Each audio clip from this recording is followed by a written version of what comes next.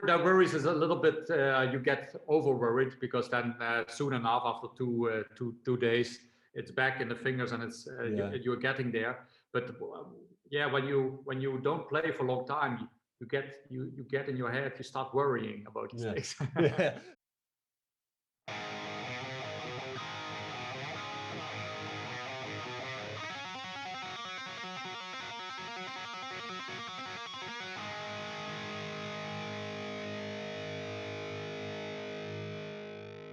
Yeah, well, we started with the environment and with Italy, but let's now talk a little bit about Omega, your eighth full-length album from Epica, and it's out on February 26th.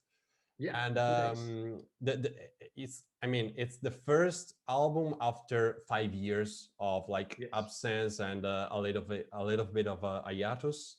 As a band, you took a rest. You finished your autobiography, and then you decided to congregate again to write music together as a group and as friends. Tell us more about how the album was born. Yeah, we collected ideas like we usually do, like writing ourselves and working like on the internet with some guys. But then we decided to come together. We rented a place in the Netherlands, a house, and stay like almost a week. And from morning till evening, we worked on each other's tracks and in several small groups again. And everybody could walk into any room and there was music going on. And so sometimes Simone was working with the producer and Rob, for example, or I was sitting with Koen and Isaac or Arjen with somebody. So all the time, there was things going on, and I think this made a big difference. We in that week, we lifted the ideas to the next level, and I'm really sure that this has made Omega such a special album, because without that week, the songs would have been cool too, but now there's something magical about them. I cannot describe what happened exactly, but maybe it's just literally that we were there together and really doing things together as a team instead of by the internet. Yeah, totally. And that, the fact that you got back together under the same roof physically, to spend time as a band and as friends, I think is probably the most important part in your new album and in your career as Epica. And is it something that you always try to express in your music? To have this friendship, to express the quality of music that is made through friendship, not just just a normal group, but I think that you also for the fact that you've been knowing yourself for a long time, so you want to express this like link and the relationship that you have between each other. Yeah, I think so, because that close relation we have, we translate it into music. Yeah, that's a good thing to do when you are together and you empower each other, and then you can hear that in the music. And so also the lyrics have a lot of these references that we are, as humanity, we are one, we are all connected to each other. And literally, when we worked on music, it was also like that we were like one. It was not like one guy writing and the others following. It was really like everybody together. And also the egos, everybody put the egos aside. And because we have to be brutally honest to each other, sometimes a part is simply not good. And then we work on it, instead of having to be afraid that we crush somebody's ego. So that we don't have to worry about such things. Everybody knows that we're all there to make the best possible album and not to fight about ideas. yeah, totally. But again, you need to be honest with yourselves. But I think that the quality that came up is unbelievable. Really, I'm really honest right now that as I will review your Omega for Open Music for our channel, but when I listened for the first time, I think that it really deserves a place of honor in your discography.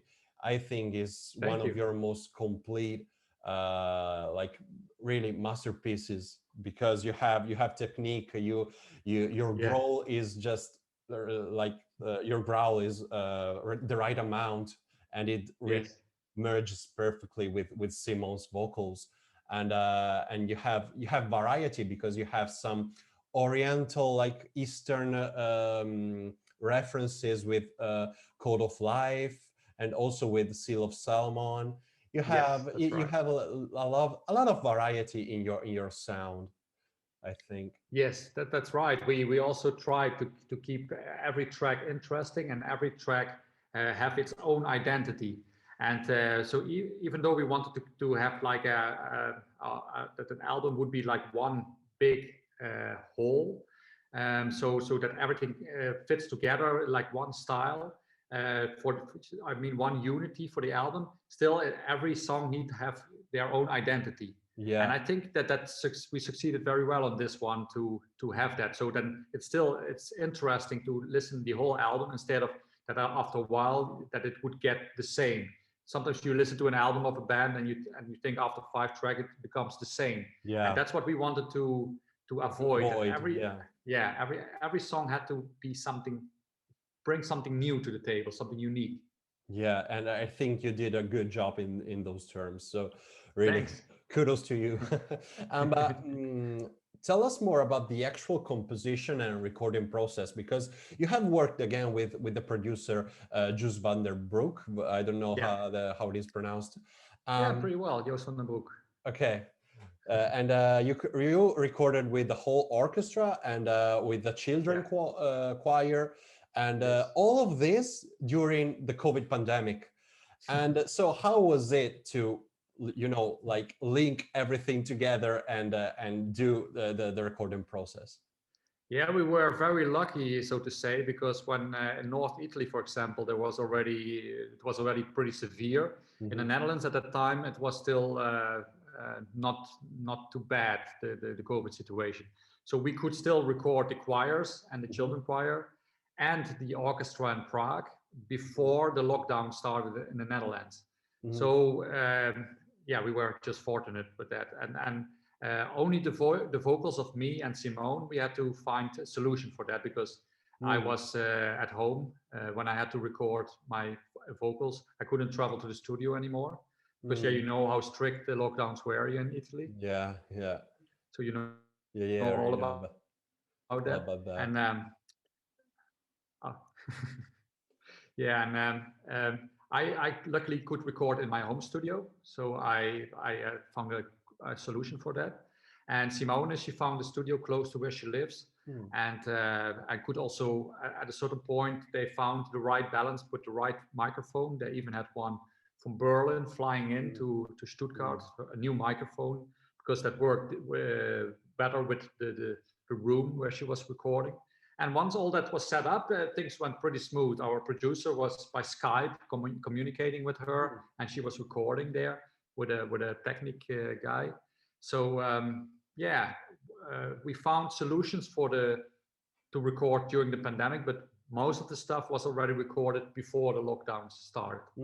Oh, okay, okay, but that's great. I mean, you did your best to, and you did a good job, really, like scheduling everything. Since you're not just like 4 or 5 members, you have whole orchestra and a children choir. I mean, Yeah. it must have been hard, but you did it. You made it through.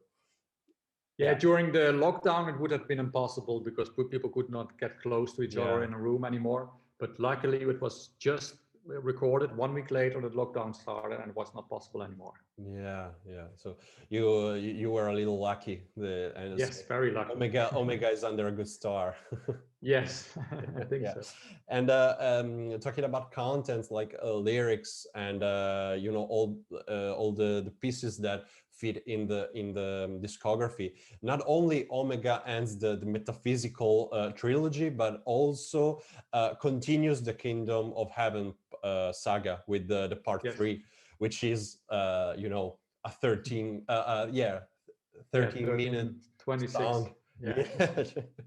So it sees the light finally, and we know that this saga is very important for you.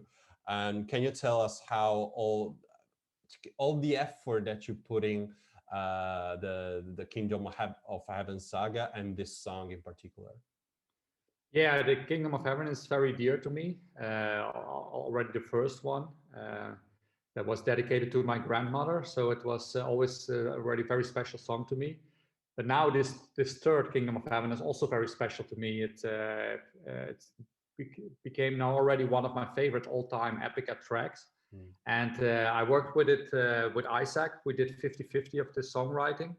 And both of our grandparents, grandmothers, so my other grandmother and his grandmother, passed away in the same week when we worked on Kingdom of Heaven Part 3. Oh, yeah. So we dedicated this Kingdom of Heaven Part 3 to both our grandmothers as well.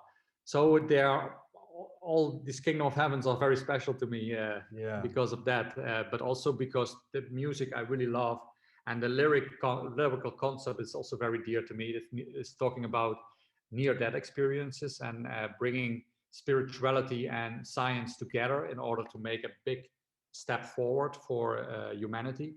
And so lyrically, musically, and because of our grandmothers, therefore it's a very special song to me.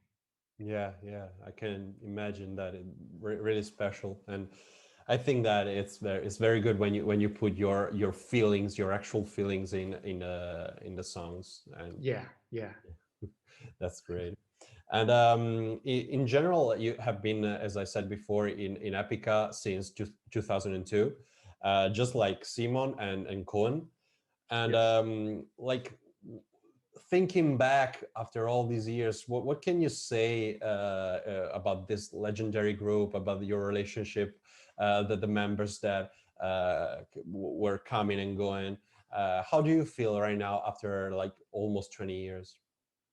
Yeah, first of all, I think that we had three lineup changes, so it's not so much compared to many of the other bands. Yeah, and the changes that we had, the new guys always brought something new to the table, something refreshing. So it was always good, the changes that took place, that we had some fresh blood. So we could do some new things, but now it's good to keep this band together the way it is. It feels really like a great team, and we are very happy with this team. So hopefully everybody stays together now. Yeah, because we are already, since 2012, we are in this with this line up, and so almost 10 years already. Yeah, and you feel very good with this team to work, and it's very yeah good. Sometimes my internet is a bit tricky. Yeah. That's the downside of Sicily, where we are sometimes having some internet issues. No, but I got the main point, so that cool. Yeah, it's very good. And about the sound, you I think you managed in all your in these 20 years, regardless of all the changes, and like you said, just 3 lineups, but still some major changes. And I think that you kept your sound like flexible, so that you can do you can do almost whatever you want in your subgenre. And I think that's also one of the main positive things about Omega, that, like you said before, it's not like, okay, you hear the first track and the second one you already know what it is. No, it's not the case of Omega. It's not the case of Epica, I think. Yeah, that's what, like you said, we can do basically whatever we want within this style, because we have some black metal even in Kingdom of Heaven Part 3. Yeah. We have some power metal reference in like Abyss of Time. We have the Oriental stuff in Seal of Solomon and Code of Life. So there's many different styles coming together, but it's all still feels natural. Yeah. And do you have something in mind for the tour of Omega, the Omega tour, when it's going to be possible, of course? Yeah, whenever it's possible, indeed. But we already have created a lot of new stage attributes. So the stage setup is going to be very interesting. So I hope it doesn't take too long for things to get possible again. But we have to be patient because it's beyond our control. So we have to see whenever it's possible. But whenever it is, we will be ready with our new stage setup and tour. Yeah, yeah. We're looking forward to it. I mean, we're just. We too. Are you planning to put on stage the Kingdom of Heaven Part 3?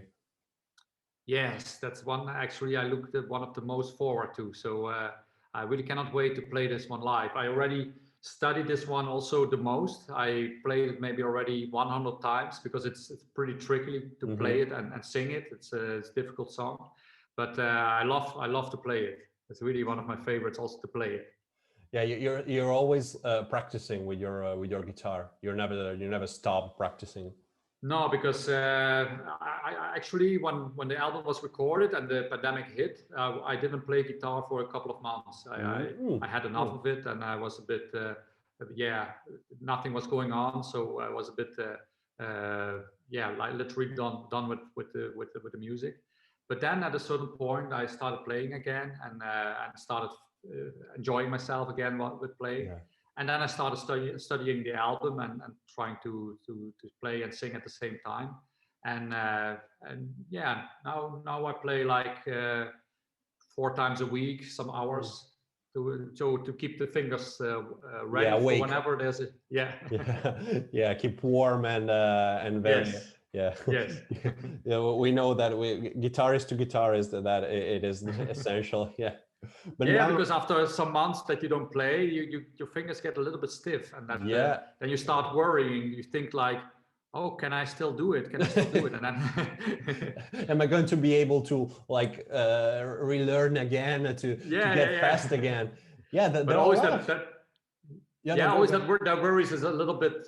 You get over worried because then soon enough, after two days, it's back in the fingers and it's you're getting there. But yeah, when you don't play for a long time, you get in your head, you start worrying about these things. Yeah, but I think that you were too much worried. I mean, the solos in Omega are awesome. You did a lot of solos. You really enjoyed it. Yeah, Isaac is doing the solos. He is because he is by far the better solo guitar player. So he's doing the solos, and he's also really good composer of solos. So every time he comes up with a solo, I'm really blown away. So also for Kingdom of Heaven, he came up with the solo idea, and I came up with the keyboard solo idea, and that really blended well together. No, that's great. And now to wrap it all up, just one question, man to man, how is it to work with Simone Simons in tour and recording? How is it? Yeah, it's amazing. She's such a kind person. She is such a talented person as well. So it's always a blessing to work with her. I'm really happy every time I can work with her. She's also having always great ideas, lyrically and also vocal line wise. So it's amazing to have her in the band. And also I cannot even imagine Epica without her. Without her, it would not be Epica. So it would be another band. Yeah, it would be another band. So Epica works only with her. Yeah, just can't imagine. Yeah, it was. I mean, she's great. She's got an amazing voice. She's just insane, I guess. Yes. And then I think that I mean, she's a very beautiful girl, but she's so talented. And I mean, Epica is you guys that you founded. And of course, she's one of the, how do you say, like front woman. So you really like link Epica and Simone Simons. And of course, you've been there for almost 20 years. So. Yeah, but I know that the front person is the one that people link the band to the most, and that's completely fine by me. I love that she gets she's in the spotlight. I'm personally kind of a shy guy. I don't wouldn't like to be so much in the spotlight. So I'm really happy that she has the charisma and to be that front person. Yeah. Yeah, but it's her again, role. She's made for it. yeah, yeah, totally. I mean, again, and Epica is, but you are a team, as you said, like it's been like almost 10 years that you've been this team, and you have a great friendship, and you work well as a band. So in these cases, it almost doesn't matter who is on the front or in the back. It's just that what comes out of the microphone is great. It's just great. Thank you so much. Yeah, that's what we are. We are one unity, and she's the perfect like cover model to present the for the eye. Yeah, yeah, totally. But the negative side of that is that in the music videos she has to dress like with all those strange dresses and getting naked. Yeah, but she likes that. She's really into fashion kind of stuff, and she likes to. She's not that people force her to wear it. No, she's with clothing. She is one of the leads, so she takes the lead, and she also says this could be good for the man to wear. So we listen to her. Yeah. Do you like shooting the music videos? I hate it. It's a necessary evil to me. It's not the most exciting days of my life, so to say. Yeah, because as you said, you're kind of shy, but you're very not only for that, but also it's pretty boring. You're waiting. Of course, Simone, she has most of the time things to do, but for the guys, we are pretty much waiting. And then even the other guys, they have to wait even more than me. So for them, it's even more boring than it is for me. Yeah, but as you said, it's a necessary evil, and you do a good job. I mean, you're photogenic. I mean, you do a good job. So don't worry. Thank you. Yeah, yeah. We when it's video time, I always give my full attention and I do my best. I wanted to look good, of course, but the waiting times, it's just not so for me. I don't like waiting. Yeah, just also that's why I don't like airports, because then you're waiting hours for a flight and then it's delayed and you have to wait more hours. It's not my cup of tea. It's not your thing. Yeah, it's not your not my thing. No. Yeah. Okay. Mark, it was very great to chat with you tonight. And so thank you for being with me tonight. Really. Thank you. Let's remind everyone that on February 26th, the Omega is going to be out, and then when it's going to be possible, hopefully you'll tour again, and you'll bring all your Kingdom of Heaven Part 3 and all Omega on the stage. Definitely.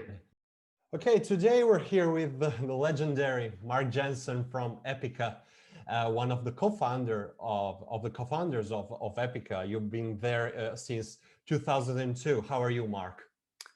Thank you for having me. I'm doing fine. I had a great day. I went cycling, so I was surrounded by nature all day long. I feel good. Thank you very much. You've been posting a lot of on your Instagram, your passion for nature and cycling. You love that. Yes, I'm really a nature guy. I cannot be without nature. So in these times with the pandemic, I'm happy that I can still do my bike rides, because I need that to feel good. Yeah, totally. I mean, that's one of the little things that we can still do. And how was the pandemic? How did you live the pandemic? Where did you live the pandemic?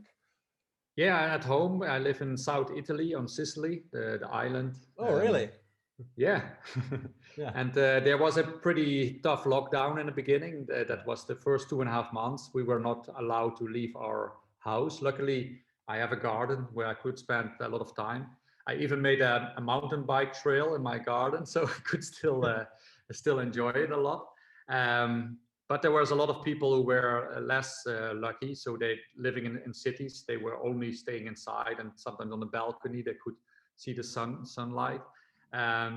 Luckily now the lockdowns are less strict, so people can still go around, even though when it's red zone, it's pretty strict. Yeah. But we are now in yellow zone, so the bars are open. Yeah. You can have lunch in a restaurant. You can see your friends, so it's pretty okay now. Yeah, but how long have you been in Italy? Like, I mean, I didn't know that you were living in Sicily. We are on the same country right now. Hi, where are you? Yeah, I'm in Milan. Milano, yes. Yeah, Milano. up north. Yeah, up north. How long have you been in The Italy? people up north, they always say that Sicily sucks, right? No, it's not. 8 years. 8 years? Yeah, Yes, 8 years is a lot. Do you speak some Italian? Un poco. Un Io parlo un poco. poco italiano, sì. Yeah, very good, very good. And no, it's not that we say that Italy is that Sicily is bad, but you know there is some stereotypes both for north and south, so it's not. Anyway, I don't interfere, so it's your war. Yeah, but Sicily is so beautiful. Everyone agrees on that. Yeah, it's really beautiful. It's the weather, and the people are kind. There's great food. The weather is great. The people should just stop to throw the rubbish in the nature. That's the only thing that bothers me here. That's the whole world that's going on like this. Yeah. But I'm trying to change that a little bit by sometimes we do some cleanup days in Serra di Falco where I live, and to make also to raise some awareness of that, because Sicily is one of the most beautiful places I've ever seen. And just if the rubbish, if we can rid of the rubbish, then it's paradise. It's literally a paradise. Yeah, but it's very honorable from you. I mean, it's very good that you want to raise some awareness and you want to do something good for the environment. I mean, yes, that's what everyone should be doing. I mean, if just like a fifth of the whole world did something like you do, it would be so much a better word. So. Yeah, luckily there are some people here as well that do a really good job, and also for street dogs, for example, there's some shelters who are doing really great job. So there's a lot of people who are doing great initiatives, and I just trying to help a bit and putting some extra initiatives. But everybody who helps a bit, all the bits together makes the difference. So I hope that one thing leads to another, and people do join and do their own things, and that becomes bigger and bigger, because Sicily, like I said, it's so beautiful that we have to just get rid of that rubbish, and then we don't need anything else, because I've been all around the world, but Sicily is simply my favorite place. Yeah, that's so great. And again, it's so honorable that you do these things, because it really, our word is, we only have one word and that we need to keep it.